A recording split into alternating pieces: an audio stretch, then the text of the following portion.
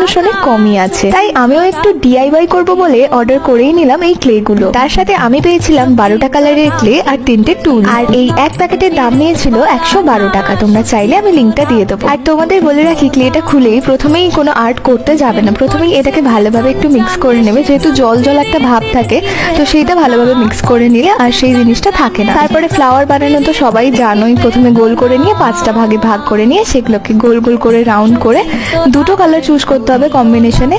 আর দেখো ঠিক এইভাবেই যেরকম ভাবে আমি বানালাম সেরকম ভাবে তোমরাও সুন্দর সুন্দর কিউট কিউট ফ্লাওয়ার বানিয়ে নিতে পারবে। थोड़ी फुर्सत भी